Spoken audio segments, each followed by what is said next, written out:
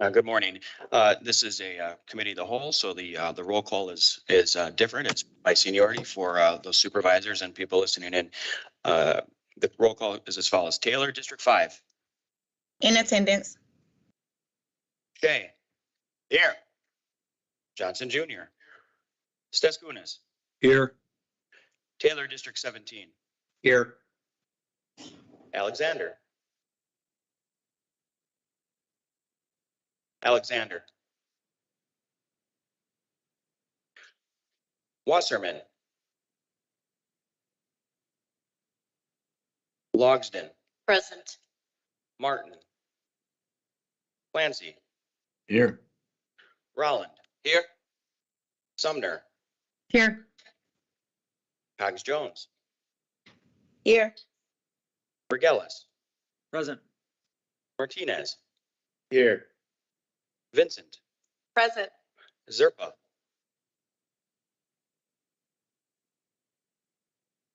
Present. Alexander. Duly noted. Thank you. Wasserman. Excused. And Zerpa. Madam Chairwoman. In accordance. 16 members present. We have a quorum. 16 members present. We have a quorum. Madam Chairwoman. Thank you, Mr. Clerk. Supervisors meet today in the Committee of the Whole to receive the 2023 recommended budget. For the first time since the start of the COVID-19 pandemic, we are able to reconvene in the historic county boardroom. Thank you so much to IMSD Facilities and the county executive for helping to facilitate this project. I, as board chairwoman, for the first time in 2.5 years, am able to sit in this chair, so I'm especially excited to be here today. I'm going to take a moment to mute, if you're on camera, your microphone. Thank you. So the virtual meeting is live streaming on the County Legislative Information Center, or CLIC. I invite our first Vice Chair, Saquana Taylor, to go over our housekeeping rules today. Good morning. Housekeeping rules are as follows. Please use video at all times to ensure quorum. Please keep microphones muted and only unmute when addressing the board. Please use the hand raising function when you wish to be recognized. Keep this function active until you're called upon. Please avoid using the chat function. Make sure you're visible on screen in a bright location. If you lose connection, please close your Teams windows and restart Teams from the calendar invite. For those attending in person, please rise should you wish to be recognized. Make sure to keep your microphones turned off and you are only called upon to speak when you are called upon to speak. Please turn your microphones off once you are done speaking. Should you choose to have the Teams meeting open on your device, please make sure to mute your microphone and turn the speakers all the way down. And for all supervisors, please maintain a sense of decorum during floor debate on all items throughout today's meeting. Under our rules, supervisors should ask the chair for permission to exit the meeting under a point of personal privilege. Note Milwaukee County Governing Ordinance, sections 1.06. Thank you, Vice Chair Taylor. Madam Chairwoman, the first order of business is presentation of the 2023 recommended budget by the county executive. Mr. Clerk, please read item 1. The Committee on Finance Budget will host a virtual public hearing on Monday, October 17th, 2022 at 6 p.m. to receive public testimony regarding the 2023 recommended budget. The Milwaukee County Board of Supervisors will hold its annual public hearing on the 2023 recommended budget on Tuesday, November 1st. Thank you, Mr. Clerk. With housekeeping in order, thank you so much, County Executive David Crowley, for joining us today. I invite you to share now with the Board of Supervisors and our public your presentation for the 2023 recommended budget.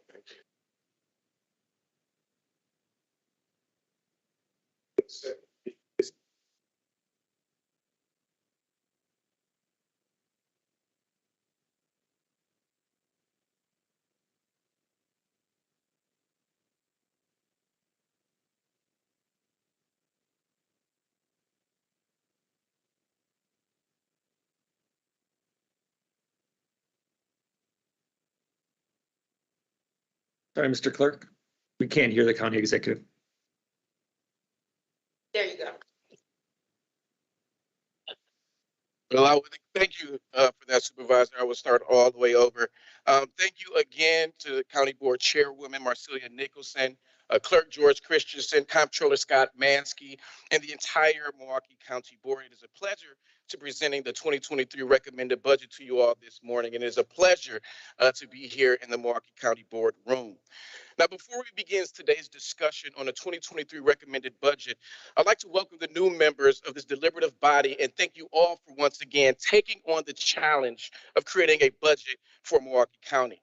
In the past 2 years, we've worked together to create budgets that reflect the values of our organization. The 2021 budget was the first to implement a countywide strategic plan in 2 decades. The 2022 budget continued to implement a racial equity focused plan. And this budget builds on the momentum while making fiscally responsible decisions that continue to advance the county's strategic plan. And I'm proud to say that once again, in the face of many obstacles, the 2023 recommended budget remains a reflection of our shared values and our organizational vision of achieving both racial and health equity. Now, this budget recognizes the long-term generational neglect at all levels of government that left communities behind and set them up for catastrophic impacts in the wake of a major crisis like the COVID-19 pandemic. It addresses those issues with targeted investments in our vision and strategic focus areas by prioritizing funding in public health and safety, mental health and substance abuse resources, youth services, transportation, parks, and neighborhood amenities. The 2023 budget closes a budget gap of $12.6 million with no major cuts to services that our community depends on. The gap was closed through a combination of issuing a flat tax levy target for all departments, a projected $8.8 million increase in prescription drug rebates compared to last year, a 10% growth in sales tax revenues compared to the 2022 budget, and the withdrawal of debt service reserves. However, budget gaps will continue to persist because of the growing structural deficit. A perfect storm of the growing cost of state mandated services and legacy costs we all are still paying off today as a consequence of imprudent decisions made by leaders decades ago. Right now, over 70% of our local tax dollars support state mandated services, and our options for increasing revenue are extremely limited and undesirable. The cost of state mandates are growing twice as fast as our ability to pay for them. Without change, state mandates are projected to consume all of our local tax dollars, leaving no funding for our local priorities. In the last 2 budgets, Milwaukee County has been aided by federal emergency dollars to respond to the immediate needs of our community during the public health emergency. However, those were one-time funds and they were not enough to match the scale of our problem, particularly when it relates to the pandemic-related revenue loss, but let alone the scale of our structural deficit. Furthermore, nearly 80% of the American Rescue Plan Act funds have already been allocated to address revenue loss, community support, and COVID-19 mitigation. Despite these challenges, the budget is a demonstration of Milwaukee County's commitment to best utilize the resources at its disposal to advance its strategic vision in the coming year. The budget prioritized moving resources upstream to bridge the gaps in health disparities that currently make us one of the least healthiest counties in the state of Wisconsin. To advance this strategic focus area, Milwaukee County is designing an organization that puts our constituents first so that anyone can access county services in a way that meets their needs. And a part of this strategy is to break down silos all across Milwaukee County government and advance the no wrong door model of care. The no wrong door model has proven to be successful in elevating the needs of our residents and making sure that we get the they get the care that they need. Earlier this year, one of our social workers received a call from the mom of a 15-year-old that the social worker currently supervises. The mother was in a bad situation and was looking for housing resources to help her catch up on her $3,100 rent and water bill.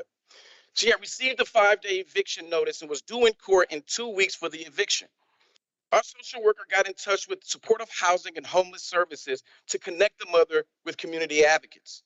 A community advocates worker attended the Zoom eviction court hearing with the mom. They paid the $3,100 owed so that she can stay within her home and an additional 3 months of future rent to help her out of survival mode and into planning mode. And thanks to No Wrong Door, she was able to focus on looking for work with the wage that supports her family. The No Wrong Door model maximizes the access to and the quality of services offered to our residents. Our budget builds on this success by putting more resources in the heart of our communities that need it the most. 2023 will be the first year of operations under the new psychiatric services at the Mental Health Emergency Center. The new center is a significant milestone in this work to bridge gaps in health disparities. It will serve to help to bring healthcare resources to parts of our community that have traditionally been underserved or excluded. The Emergency Center is part of a behavioral health redesign that saves taxpayer dollars through public-private partnerships. This facility meets people where they are and makes a needed service accessible using unique and nationally recognized models of care. And it is opening at a time where our community could use it the most, as emergency calls for suicides are at the highest levels, and we are on pace to tragically have more overdose deaths than in 2022. The new facility is located in proximity to the homes of more than 70% of the patients currently served by behavioral health services. It answers the call from advocates and the community to provide services closer to those who need them the most. Often one of the largest barriers to receiving support is knowing where to go for help, which is why providing a center that offers easily accessible mental health specific services right in our community is so important.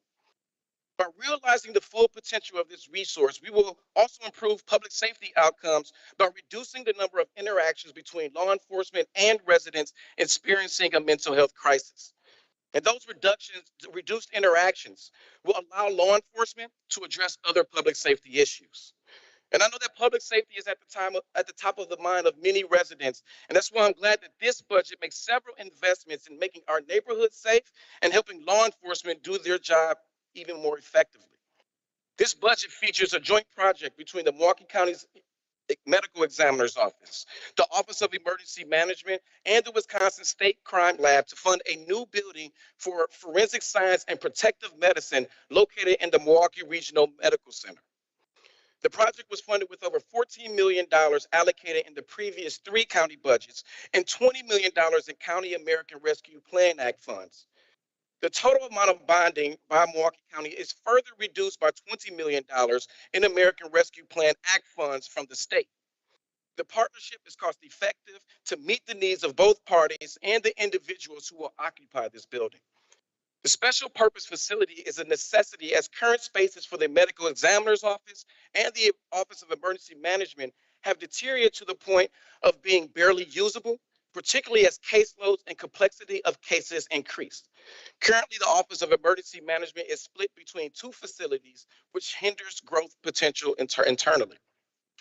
Having the entire office in the same facility will ensure faster collaboration and coordination. In addition, in emergency services, this space will provide a central location and build a central structure for municipalities to utilize when they need to coordinate quickly. Co-locating the Medical Examiner's Office, the Office of Emergency Management, and the State Crime Lab will take emergency response coordination to a level never previously seen in Wisconsin by allowing us to provide services to roughly 20 different counties throughout the state. This will enhance public safety, save lives, and allow for more efficient and cost-effective responses to emergency situations. Locating this new facility on the Milwaukee Regional Medical Center campus will allow building users to freely and productively interact with staff at both Freighter and Children's Hospital for services and training purposes. It also places users in close proximity to our academic partner, the Medical College of Wisconsin. In addition, for the Medical Examiner's Office, a new facility will be an effective recruitment tool for fulfilling the many shortages in specialized professions within the forensic science community. This new state-of-the-art center will allow Milwaukee County to not only attract, but train and retain top-tier forensic science professionals and address the shortages in our county, in our state, and across this country. You may not know that Milwaukee County has the only fellowship program in the state accredited by the National Association of Medical Examiners, but we do. The added benefit of a new facility is the potential to become a destination for the next generation of Wisconsin medical examiners. We can attract and retain them right here in our own backyard. And I have to say thank you to the Governor's Evers administration, the Milwaukee County ARPA Task Force, and the County Board for making these important investments. So many tragic instances of death in Milwaukee County are inequitable deaths. And this is a huge step forward on our road towards both race and health equity. The average age of mortality for Black residents in Milwaukee County is 20 years younger than their white counterparts. Total homicide deaths of Black residents are nearly 8 times that of white residents. Meanwhile, white residents are more likely to live longer and die of natural causes than their Black and brown counterparts. Increased collaboration will allow Milwaukee County and its partners to focus more intently on bridging the gap in these health disparities and identify strategies that ensures that all residents have opportunities to live strong, successful lives. Often when we think of public safety, we only think of law enforcement or the former case, crime labs. But an element of public safety is meeting the needs of our residents so that they are not only safe, but secure. And this includes residents who have entered the criminal justice system. We know that if we meet the needs of individuals when they are in our care, they are less likely to recidivate and engage in risky behavior that can put themselves or others at risk. That's why in the 2023 budget, we will rename the House of Correction to the Community Reintegration Center, or CRC, and make important investments in these individuals who are in our care are connected to the tools that they need to reenter society, lead productive lives, and not recidivate. And the changes reflect a full reflection of the mission, vision, and our core values of the facility. Individuals housed at the CRC are serving less than a year and often find themselves in the care of Milwaukee County due to an unmet need. Whether it's an economical, educational, or medical need, the CRC exists to help justice-involved individuals comprehensively address those needs and increase their likelihood that they will become productive citizens. Being removed from the community is the actual punishment for justice-involved residents. Once they are in our care at Milwaukee County, in our care, it is Milwaukee County's job to provide a structural rehabilitative environment that prepares these individuals to return to their community in a much better place than they were before. And this results in safer communities in Milwaukee County. Entering our care shouldn't mean that opportunities to better yourself or to earn an education or marketable skills and prepare for reentry, those shouldn't disappear. Currently, the CRC partners with Marquette University on the Educational Preparedness Program. The programming introduced this year is committed to developing, strengthening, and providing educational opportunities to formerly and currently incarcerated populations, expanding traditional boundaries of higher education by emphasizing collaboration across the Milwaukee community. The Family Engagement Center is an addition programming added to the CRC this year. The Family Engagement Center offers pre-release parenting education, mental health and wellness education, and more. The center also focuses on providing holistic family services, facilitating family visits, family mediation, and assisting in transitioning back into society upon release. But in addition, the CRC offers financial literacy in a partnership with Chase Bank, driver's license recovery, housing navigation assistance, and assistance in entering the workforce through a partnership with Employ Milwaukee. In addition to the rebrand, the budget makes a $100,000 investment in allocation for a peer specialist vendor contract with expertise with dealing with mental health issues. It creates both a psychiatric social worker and community outreach coordinator position to ensure that residents and their families have the resources that they need upon reentry. $11,000 has also been added to the CRC budget for the purchase of 12 new computers and a new computer lab being built to support resident IT training. And finally, it includes a 10% increase in the food budget to ensure that residents are getting the proper nutrition that they deserve while in our care. And this is a significant step forward for Milwaukee County to ensure that our residents are receiving the assistance that they need to reduce the likelihood that they'll return to the CRC. But most importantly, it helps rehabilitate and reform those who find themselves in the system, making our neighborhoods safer and communities more productive. Milwaukee County is intentionally working to diversify our workforce at all levels of our organization so that county government reflects the full diversity of the community that we serve. The 2023 budget builds on previous efforts to increase representation, include more perspectives at the decision-making table, and equitably compensate individuals. The diversity recruiter position created in 2022 has worked with internal stakeholders at Milwaukee County to define, engage, and set up sourcing and job posting relationships with 323 external diversity and affinity community groups. Milwaukee County cannot deliver the essential services our community depends on without our employees. And it is up to county leadership to ensure our workforce is engaged, supported, and adequately compensated for the work that they do to advance our shared goals. This budget includes nearly $70,000 to elevate talent acquisition efforts and adds an additional diversity recruiter in the Department of Human Resources to aid in hiring qualified individuals of diverse backgrounds historically underrepresented in Milwaukee County government. It also includes a 2% wage increase for general employees, removes the 6-month wait time for new employees to use sick time, and increased vacation allotments based on years of service. The county also implemented its first paid parental leave program in 2022.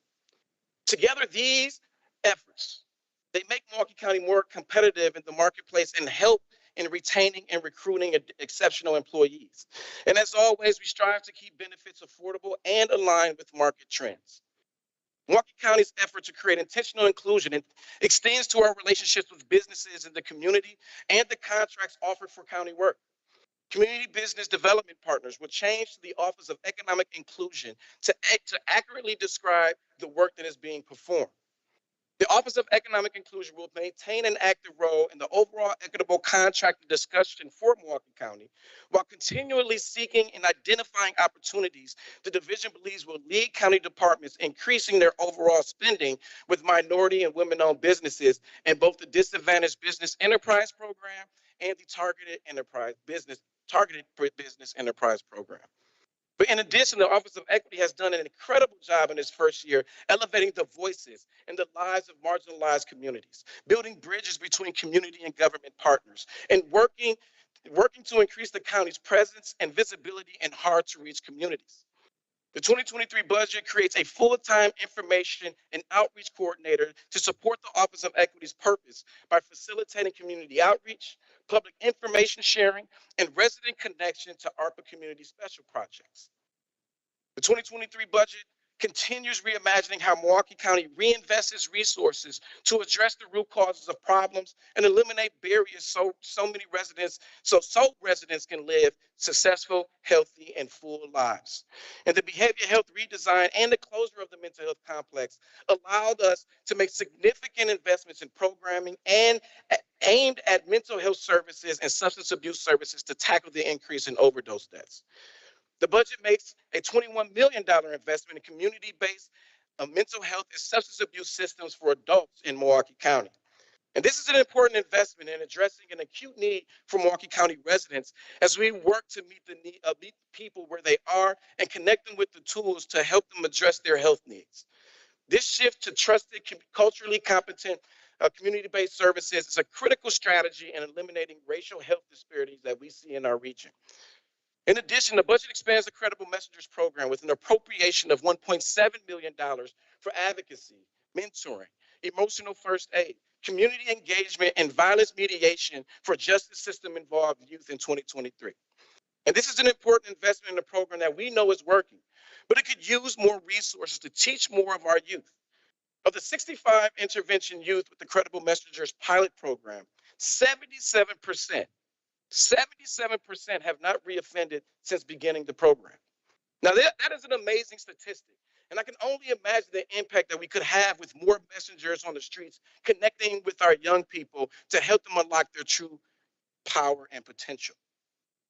And for the past 3 years, DHHS has been working in collaboration with the state to increase the number of children participating in the Children's Long-Term Support Program. And as a result, we've experienced steep growth in this program enrollment, which is on pace to hit 2,900 in 2023 and reflects a 45% increase in the number of kids who will receive services. The state estimates that approximately 12,000 to 14,000 Milwaukee County children are potentially eligible, so growth in this program is expected to continue into the future. And as a result of the increased enrollment, The budget reflects an additional service expense and offsetting revenue of $20 million for the total budget of $32.4 million. Along with the increased number of children enrolled in CLTS, there's been an increase of children and youth duly enrolled in the program in Comprehensive Community Services, also known as CCS. In 2022, the program averaged 15 duly enrolled cases a month and will continue to increase into 2023. To support the increased enrollment, a human service worker, disability service coordinator, and financial analyst position was created for the office last year. This budget creates an additional 2 more human service workers positions and an assistant financial analysis position. And the cost for all of these positions is fully offset by $500,000 in additional administrative funding. After 2 years of the pandemic disrupting life in Milwaukee County, a highlight of the past 9 months has been seeing a sense of normalcy return to our region. We took a stepwise approach to reopening county facilities and continue to give residents the tool that they needed to keep themselves both healthy and safe. And as we reopened, we saw more residents returning to using services like our Milwaukee County transit system. And this year, our transit system has seen an increase in ridership of over 1 million more riders than last year. And that number of riders, the number of riders who boarded an MCTS bus using a mobility device also increased by 14%. Recovering the riders lost due to the pandemic shows that transit is an essential, everyday, quality of life service that Milwaukee County residents depend on, but also points to the need for a well-funded transit system to keep Milwaukee County healthy, growing, and contributing to the success of this region. The Milwaukee County Transit System will undergo major developments in 2023. The East-West Bus Rapid Transit, battery electric buses, and WISCO fare collection systems are scheduled to launch in the summer of 2023. And these modernization efforts are designed to both improve not only the riders' experience, but to attract new riders. In addition to bus ridership, the Transit Plus van service is seeing growth. Transit Plus provides paratransit services for individuals with a disability that prevents them from utilizing fixed routes for bus services. And van ridership increased over that same time last year by 27% to 186,000 riders. The van contract for paratransit will be rebid in 2023 with the focus on consolidating the previous 2 providers into one for efficiency starting in 2023. While riders are coming back to our transit system, residents never stopped hiking on our trails, booking tea times, and enjoying our Milwaukee County parks. In 2023, the parks budget is increased by $1.5 million. Revenues are projected to increase by $1.1 million as other areas of development outside of the golf and food and beverages are returning to pre-pandemic levels of activity. Milwaukee County Parks has experienced a steady reduction of full-time workers since the 1980s and has increasingly relied upon seasonal workers to help maintain parks and recreational offerings. The demographics of Milwaukee County have changed over time, resulting in a smaller population of young adults for hire to support our parks operations. And this reduced labor pool has caused intense competition for staff, high turnover, and service level reductions. But despite our work together to raise lifeguards and seasonal park worker wages, vacancy rates still remain high, and parks are still understaffed. In response, this budget includes 17 new full-time positions, many of which are offset by a reduction of funding previously used to hire seasonal staff.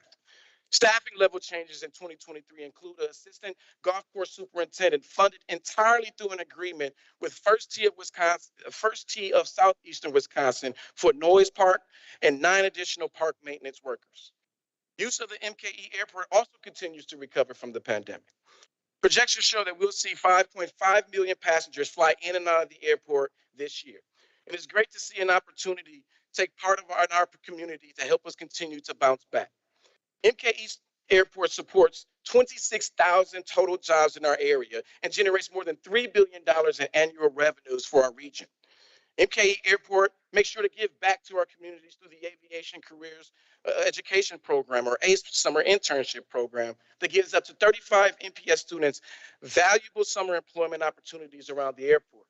And this program is funded by the State of Wisconsin Bureau of Aeronautics and supported by MKE and Milwaukee Public Schools. And so far has been successful at finding untapped talent in our schools and introducing them to careers in aviation, transportation, as well as hospitality.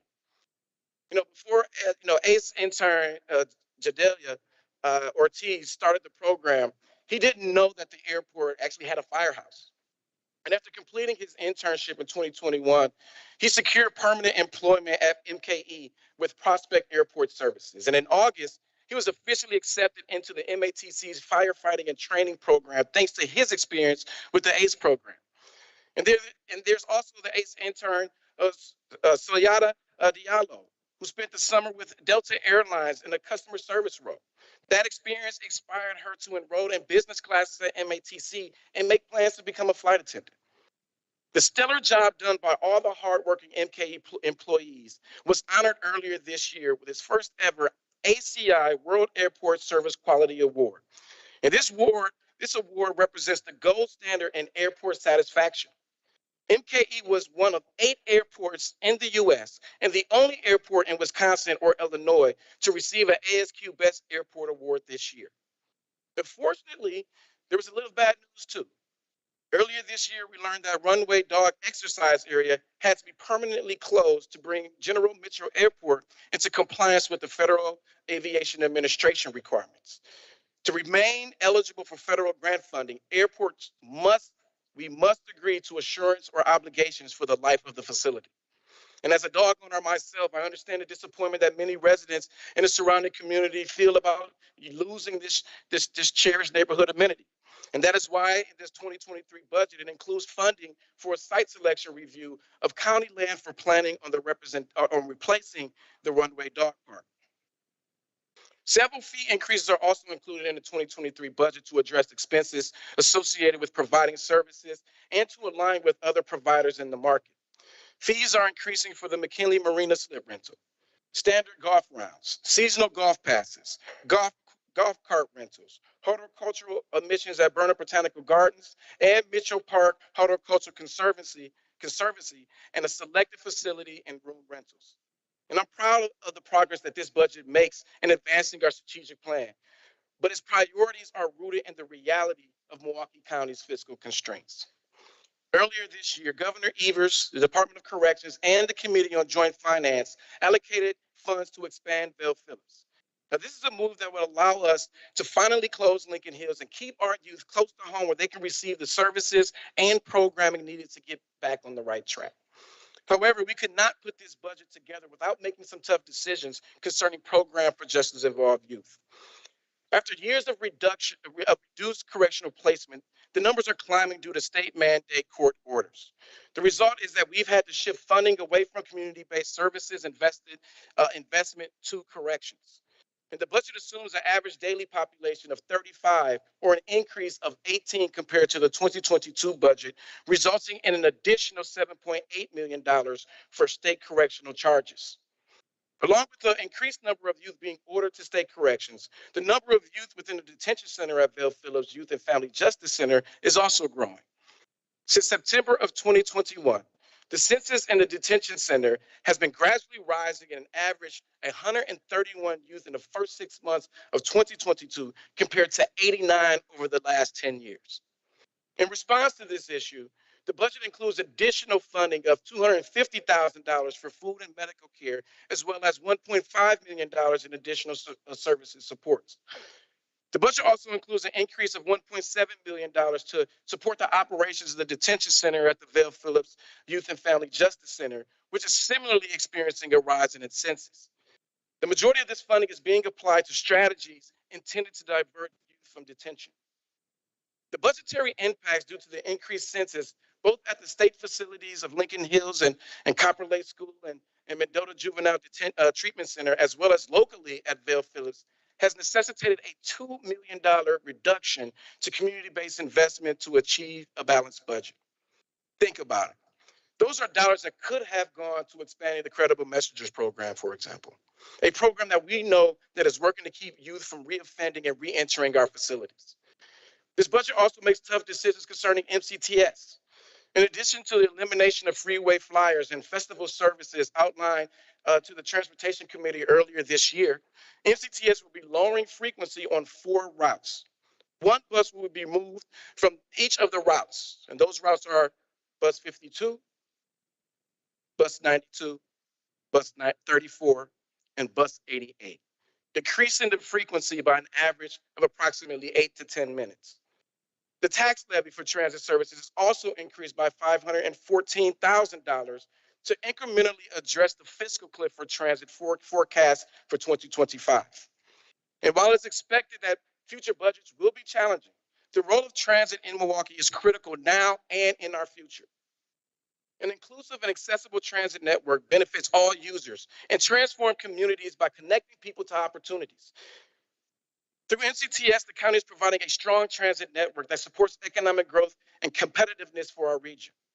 Ongoing investments in transit will help us realize a future where an individual's race no longer predicts one's success while also improving outcomes for everyone throughout Milwaukee County. And as you can see, although there are no major cuts to public-facing services in the 2023 budget, Milwaukee County is having to do more with less year over year as the structural budget gap persists. These are tough decisions for us to make, but it's also indicative of the many tough decisions that may lie ahead if new revenue streams is not introduced to close our annual structural deficit. Each year, the budget gap is caused largely by stagnant state aids and inability for us to raise revenues to meet the growing cost of state mandates, inflationary cost increases, and increasing costs associated with legacy issues like pension and healthcare. In the last decade, Milwaukee County closed the structural gap through over $300 million in expenditure reductions. This averages roughly $30 million per year, more than the entire tax levy funding for our Parks Department, District Attorney's Office, and Emergency Management Services combined. Each year, departments rise to the challenge, closing these annual gaps by creating efficiencies, streamlining services, and making the county leaner.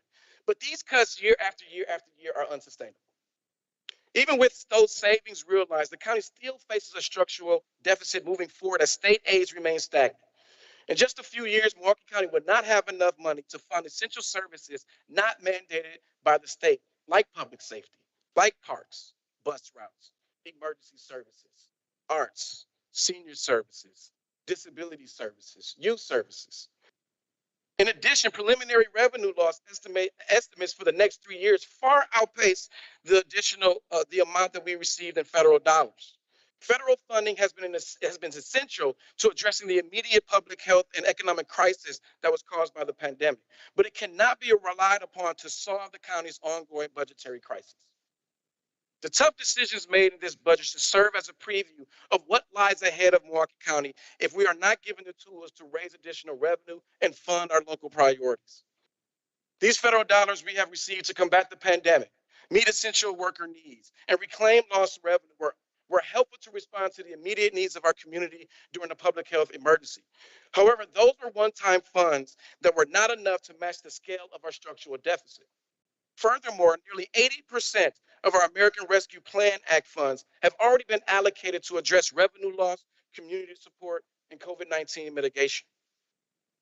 Milwaukee County is continuing to build on that momentum generated by the Move Forward MKE Coalition, a partnership between the business community, state legislators, municipal governments, and community groups that advocate for allowing Milwaukee County to pursue a 1% local option sales tax with property tax relief. The county needs a sustainable funding solution to support critical services for the long term.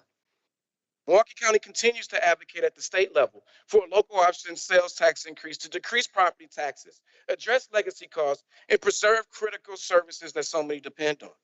Even with a 1% increase in the sales tax, the county will maintain one of the lowest sales taxes in the nation for a community our size and generate $180 million in additional revenue, matching the scale of the problem at the lowest cost to the taxpayers, with also no budgetary impacts on the state budget.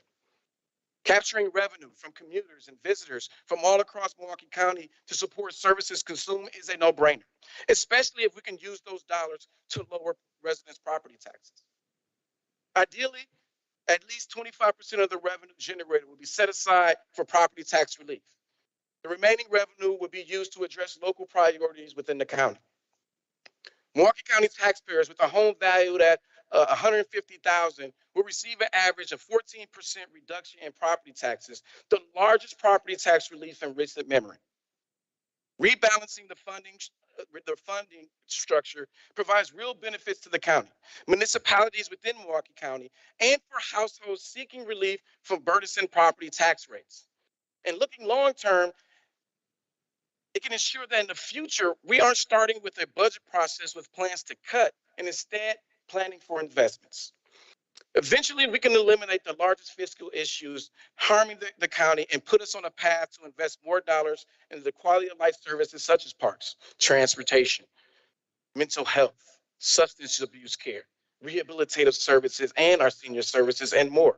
It would also allow us to help us maintain valuable assets like the Milwaukee County Zoo, which would allow us to be globally competitive in our metro region. A strengthened partnership between the state and Milwaukee County will allow us to continue supporting our region and the state's economic success as Wisconsin's economic engine. By providing us additional tools to address our local issues, we can continue powering the state's local economy and our economic growth throughout the state. If Milwaukee County is provided the ability to leverage our economic growth, we can put these dollars to work, investing in regional assets and county services to improve the quality of life that attracts energized talent, new businesses, and capital investment. Given the persistent challenges we face this year and the financial constraints facing the county, I'm pleased to recommend a budget that builds on the victories and equity we've achieved so far and addresses acute community needs. This budget makes key investments in public health and safety, mental health services, youth services, public transportation, parks and neighborhood amenities that immediately improves the lives of county residents. This past year, we have demonstrated through our organizational performance the ability to address emergency community needs and improve the lives of county residents. The county board has my continued commitment and support as we work together to achieve our goals. But now the budget is in your hands, the members of the county board. And as an optimist, I'd like to remind others that we have the power to create change, and the members of this body have the power to come together and advance our collective vision and take the next step forward in our journey to achieving our goals. Together, we have every reason to believe that we can navigate the challenges